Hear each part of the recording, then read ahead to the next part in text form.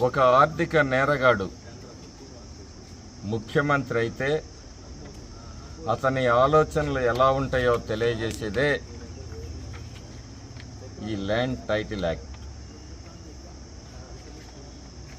మన తాతలు తండ్రులు సంపాదించిన భూముల మీద మనకి హక్కు లేకుండా ముఖ్యమంత్రి ఫోటో వేసుకొని ఈయనేమన్నా శాశ్వతంగా ఈ రాష్ట్రానికి ముఖ్యమంత్రి? ఏ ప్రభుత్వం అయినా ప్రభుత్వ ఎంబ్లంని డాక్యుమెంట్ మీద ఉంచటం సాంప్రదాయం. మన భూముల్లో కూడా రాళ్ళేసి రంగులేసుకొని ఫోటోలు వేయించుకుంటున్నాడు. ప్రజల భూముల్ని కబ్జాదారుల చేతుల్లో పెట్టే భాగంలో మరి ప్రయత్నమే ఈ ల్యాండ్ టైటిల్ యాక్ట్. ఎందుకంటే తాతల తండ్రుల కాలం నుంచి వస్తున్న భూములు జగన్మోహన్ రెడ్డి ఫోటో ఏంటి? తాతల తండ్రుల కష్టార్జితం, మన కష్టార్జితం. మరి ఈయన ఫోటో ఏంటి? ప్రజలు ఆలోచించాలి. మన భూమి ఏదన్నా చేతులు మారింది అనేది మనం 90 రోజుల్లో కనుక్కోకపోతే ఆ భూమి అతనికి వశమైపోతుంది. మళ్ళీ మనం ట్రిబ్యునల్లు, కోర్టుల చుట్టూ తిరగాలి. ఇది ఈరోజు రాష్ట్రంలో ఒక దుర్మార్గమైన ప్రయత్నం.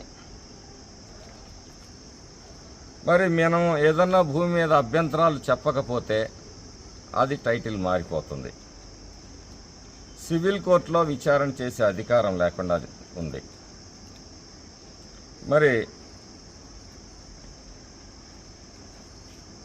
వ్యవస్థలకు కూడా మరి ఈ ల్యాండ్ టైటిల్ యాక్ట్ ద్వారా మరి పూర్తిగా అధికారాలు స్వేచ్ఛ లేకుండా చేసే విధంగా ఉంది. ఇటువంటి దుర్మార్గమైన దోపిడీకరమైన విధానాల్ని ప్రజలందరూ కూడా తెలుసుకోవాలి. భవిష్యత్తులో ఇదే జగన్మోహన్ రెడ్డి ముఖ్యమంత్రి అయితే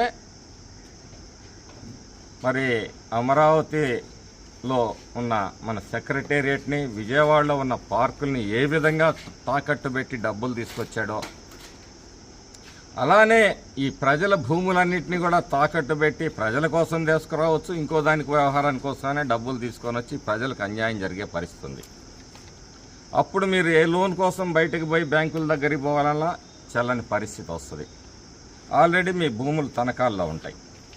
ఇలా అనేక లోపభూయిష్టాలు, ప్రజా వ్యతిరేక విధానాలతోటి పొందుపరచబడిన ఈ ల్యాండ్ టైటిలింగ్ వ్యవస్థ అనేది, చట్టం అనేది, ఇది ప్రజా వ్యతిరేక విధానం. దీన్ని ప్రజలందరూ తెలుసుకోవాలి. చేతులుగా లేక ఆకులు పట్టుకోవటం కాదు. ఇలాంటి ఆర్థిక నేరగాడు మళ్ళీ అధికారంలోకి వస్తే మీ సొంత భూములు కూడా మీకు దక్కవనే వాస్తవాన్ని కూడా మీరు గ్రహించాలి. ఇప్పటికే చాలామంది న్యాయ కోవిదులు రకరకాలుగా చెప్పారు ఈ విషయం మీద. ఇన్ని లోపాలు, ఇన్ని ఇబ్బందులు ప్రజలు భవిష్యత్తులో ఎదుర్కోబోయే సమస్యల గురించి వివరించడం కూడా జరిగింది. ప్రజలు అప్రమత్తం కావాలి. ఈ ఆర్థిక నేరగాడి పరిపాలనని అంతం చేయాలి అని చెప్పి ఈ సందర్భంగా మీ అందరికీ విజ్ఞప్తి చేస్తూ, మీరు మేల్కోకపోతే మీ స్థిర చరాస్తులను కూడా కోల్పోయే ప్రమాదం ఉందని చెప్పేసి మీ అందరూ మీ ఇళ్ళు కావచ్చు, పొలాలు కావచ్చు, ఇంకోటి కావచ్చు, స్థలాలు కావచ్చు, ఇవన్నీ కూడా. కాబట్టి ఈ దుర్మార్గపు జీవోని నిరసిస్తూ ఈరోజు తెలుగుదేశం పార్టీ అధికారంలోకి వచ్చిన తర్వాత ఈ జీవోని సమూలంగా రద్దు చేస్తామని చెప్పేసి ఈ సందర్భంగా తెలియజేస్తున్నాము.